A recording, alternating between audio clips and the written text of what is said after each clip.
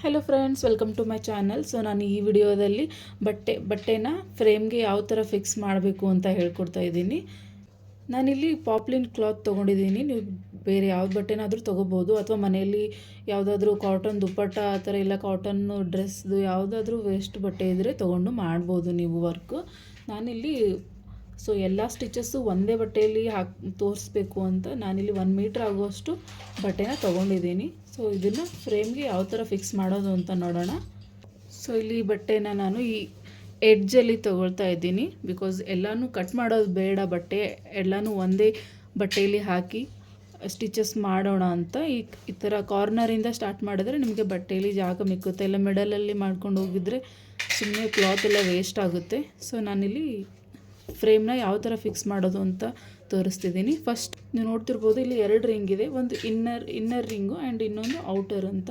ಔಟರ್ಗೆ ಇಲ್ಲಿ ಹುಕ್ ಬರುತ್ತೆ ನೋಡಿ ಇಲ್ಲಿ, ಆ್ಯಂಡ್ ಇನ್ನೊಂದು ಇದು ಸೊ ಇದನ್ನು ತೆಗೆದುಬಿಟ್ಟು ಈ ಇನ್ನರ್ ಸೈಡ್ ಏನು ರಿಂಗ್ ಇದೆ ಇದರಲ್ಲಿ ಬಟ್ಟೆನ ಈ ಥರ ಕಾರ್ನರ್ ಸೈಡ್ ಬಟ್ಟೆನ ಈ ಥರ ತೊಗೊಂಡು ಇದ್ರ ಮೇಲೆ ಹಾಕಿ, ಆ್ಯಂಡ್ ನೆಕ್ಸ್ಟು ಈ ಔಟರ್ ಹೂಪ್ ಏನಿರುತ್ತೆ, ಸೊ ಈ ಥರ ಹುಕ್ಕಿರೋದು ಇದನ್ನ ಇದ್ರ ಮೇಲೆ ಫಿಕ್ಸ್ ಮಾಡಿ ಈ ಥರ ಕೆಳಗಡೆ ಇಡೋ ಫ್ರೇಮ್ ಮೇಲೆ ಬಟ್ಟೆ ಹಾಕಿ ಅದ್ರ ಮೇಲೆ ಈ ಥರ ಪ್ರೆಸ್ ಮಾಡೋದು. ಹುಕ್ ಏನಿದೆ ಇದನ್ನು ಸ್ವಲ್ಪ ಟೈಟ್ ಮಾಡ್ಕೊತಾ ಬರಬೇಕು.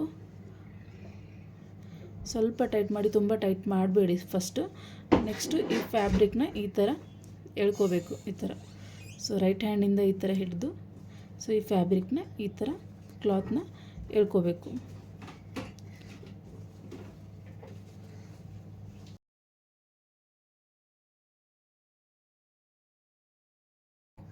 ಸೊ ಈ ಥರ ಎಳ್ಕೊಂಡು ಆದಮೇಲೆ ನೀವು ನೋಡ್ತಿರ್ಬೋದು ಫ್ಯಾಬ್ರಿಕ್ ಎಷ್ಟು ನೀಟಾಗಿ ಕೂತಿದೆ ಅಂತ. ಈ ಥರ ಚೆಕ್ ಮಾಡಿ ಸೊ ಈ ಹುಕ್ನ ಟೈಟ್ ಮಾಡ್ಕೋಬೇಕು.